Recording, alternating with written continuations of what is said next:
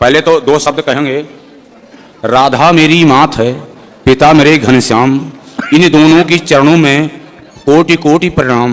आए हो तो प्रेम से लो हरि का नाम, सब भक्तों को अनुरुद्ध की जय जय श्री राधे श्याम, जय जय श्री सीता राम। बताओ प्रश्न क्या है? प्रभु जी हमारा ये प्रश्न है, प्रश्न तो तीन है।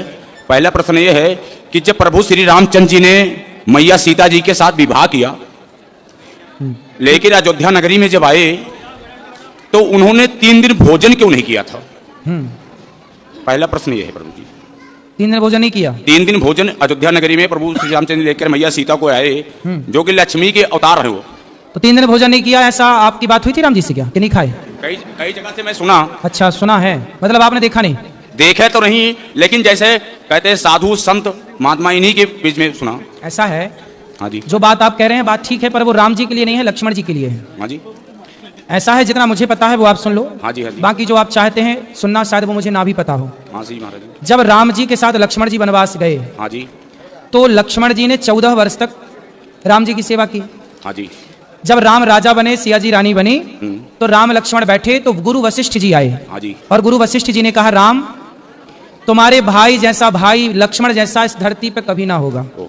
लक्ष्मण जी ने 14 साल पत्नी का स्पर्श नहीं किया। नींद नार भोजन तजे तेह के मागे में मात मरो। सुन लो गुरु जी, अब पूछे हो तो सुन लो। सुन ले जी। इन्होंने 14 साल तक पत्नी का स्पर्श नहीं किया, नींद का स्पर्श नहीं किया, नींद नहीं आई, और भोजन का नहीं किया भोजन। तब राम जी बोले, ना नींद नारी तो त्याग दी, पर भोजन तो किया है मैंने। इन्हें कंदमूल फल जो ये देते थे दोना भर भर के मैं भी देता था।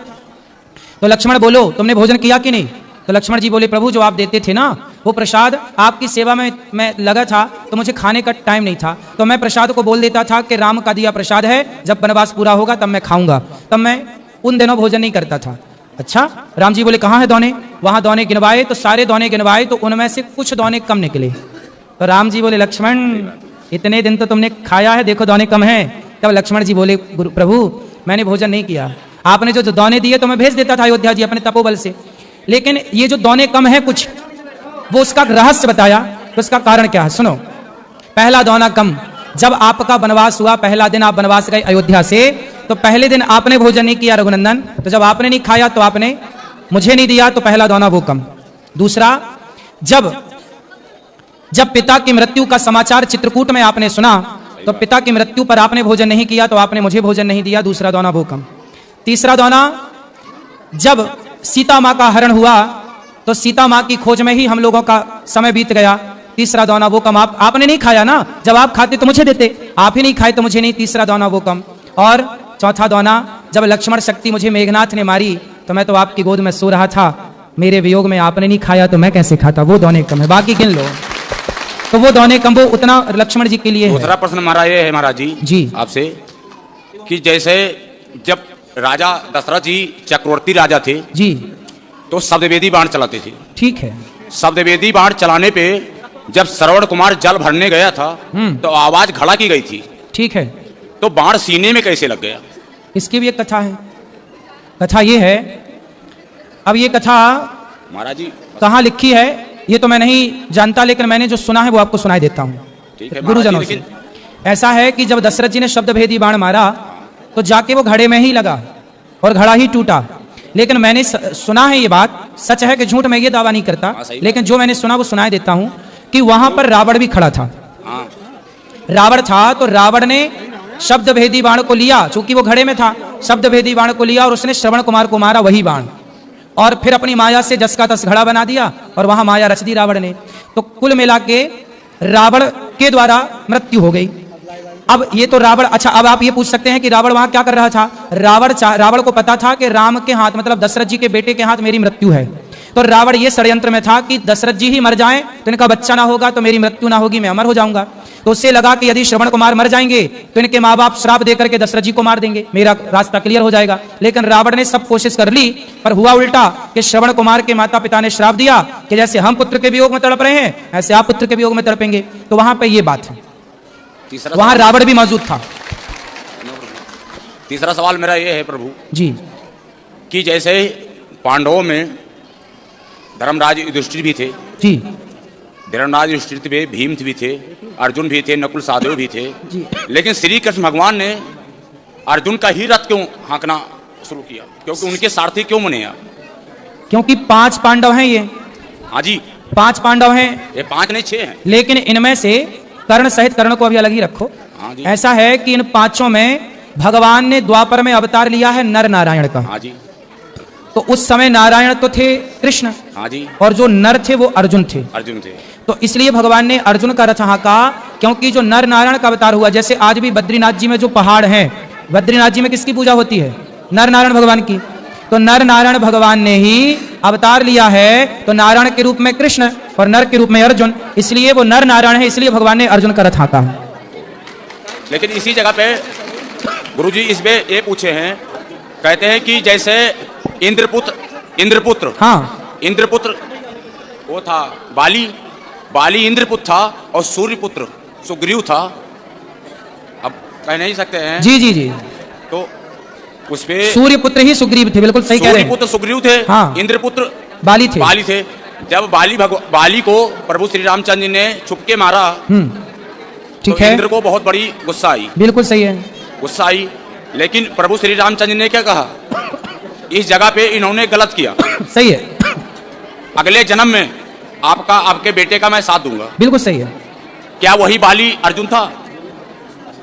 जो अर्जुन है वह इंद्रपुत्र ही है, इंद्रपुत्र ही है, बिल्कुल। वही बाली है, वही सुग्रीव। नहीं, बाली तो, हाँ बाली वही है, लेकिन वो बाली और ये सुग्रीव में, अर्जुन में थोड़ा सा भेद है। बात ठीक थोड़ा कह भेद रहे हैं, है। कथा आपकी ठीक है, आप ये बात भी कही जाती है, बात सही कह रहे हैं आप, लेकिन तत्व की दृष्टि में थोड़ा भेद हो जाएगा, क्योंकि यहाँ नर नारायण जुड़ जाता है ना। बाकी सब ठीक है, जो कह रहे हैं आप सेम है, सही है। और कोई सवाल? माता कौशल्या जी, जब भगवान रामचंद्र जी का जब वनवास हुआ जी, तो कहते हैं कि माता कौशल्या को सबसे बड़ा, माता कौशल्या को हर कोई मानता है कि गलत, लेकिन भगवान रामचंद्र जी ने माता कौशल्या को जब वनवास से वापस आए तो पहले मैया कौशल्या को ही पूछा था, कैकेयी को। हाँ, कैकेयी को पूछा था, प्रथम राम भेटी क्या कही, सही है। तो कैकेयी जो थी वही कैकेयी यहाँ पे आके द्वापर में देवकी बनी, बिल्कुल, देवकी बनी। हाँ, लेकिन उन्हें भगवान रामचंद्र जी ने कहा था कि आपके मैं गर्भ से अवतार तो जरूर लूंगा, लेकिन आपका दूध नहीं पिलेंगे। सही है, जब दूध नहीं पिले तो जन्म तो भले लिए, लेकिन आके नंदगांव में जन्मे। सही है, गोकुल में। ठीक, इसका कारण क्या था महाराज? माता कैकेयी ने जब चित्रकूट में राम जी से पहली भेंट हुई, हाँ जी। तो कैकेयी ने राम जी से कहा, राम मुझे माफ कर दो, मेरे कारण आपको वनवास हुआ। ओह, राम जी ने कहा, माँ आप तो माँ हो, कोई गलती ही नहीं की, मैं तो मानता ही नहीं कि आपने कोई गलती की है। नहीं राम, आपको बड़ा कष्ट उठाना पड़ा, मुझे माफ कर दो। तब राम जी बोले, माँ मैं नहीं मानता कि आपने कोई गलती की, फिर भी आप बताओ, आप जो मांगोगी मैं आपको दूंगा, क्या चाहती हैं आप? तब कैकेयी माँ ने कहा कि यदि अगली बार आप मेरा बेटा बन के आओ, तब मैं समझूंगी कि आपने मुझे माफ कर दिया। यदि आप मेरा बेटा नहीं बनेंगे तो मैं मान लूंगी कि आपने मुझे माफ। तब भगवान राम ने कहा कि अच्छा, मैं आपका बेटा तो बन जाऊंगा माँ, लेकिन मैं आपका दूध नहीं पीऊंगा, क्योंकि दूध पीने के पहले से मेरा फिक्स हो गया है, माता यशोदा का ही दूध पीऊंगा। महाराज जी लास्ट सवाल मेरा जी, मंदोदरी जो थी, हाँ, मंदोदरी किसकी पुत्री थी और अंगद किसका बेटा था? ऐसा है कि मैं नाम के, मंदोदरी किसकी पुत्री थी? हाँ, और अंगद किसका मंदोदरी बेटा की था? कथा है। हाँ, कथा। मंदोदरी की भी कथा है जो आप पूछ रहे हैं। मंदोदरी ऐसा है, मंदोदरी किसकी पुत्री थी और अंगद किसका बेटा था? अरे महाराज उत्तर तो देने दो। धन्यवाद प्रभु। मंदोदरी की जो कथा मुझे पता है, वो कथा इस तरह से है कि एक संतों की मंडली थी और संतों के बीच में भंडारा, उस संत का नाम क्या था? भोजन, संतों का है, संत का नाम क्या था वो नहीं, सप्तऋषि। वो तो सप्तऋषि बेटा, सप्तऋषि में 7 का नाम पता है आपको? कश्यपोत्री वशिष्ठ विश्वामित्र गौतम जमदग्नि भरद्वाज, ऐसा है। ऋषि कह देने से, ऋषि कह दो तो सब हो गया। हाँ जी महाराज। तो संतों का वहां भंडारा था, भोजन प्रसादी बन रहा था भगवान के लिए। तभी वहां पर एक जहरीला सांप आया और खीर में जाकर के वो सांप गिर गया, या ये कहिए कि ऊपर से कोई पक्षी सांप को पकड़ के ले जा रहा था और खीर में जाके सांप गिर गया और खीर हो गई जहरीली। अब वो खीर परोसी जानी थी संतों को, अब संत खाते तो सारे साधु मर जाते।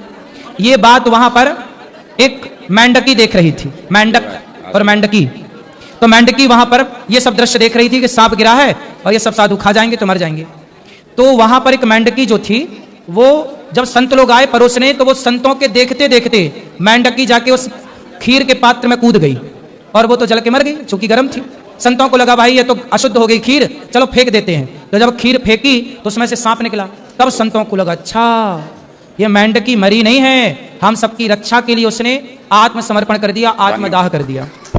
तब संतों ने कहा, अपने तपोबल से उन्हें जीवित किया, अपने तपोबल से उन्हें जीवित किया और कहा कि आज से तुम कन्या के रूप में रहो, हमारी बेटी के रूप में रहो।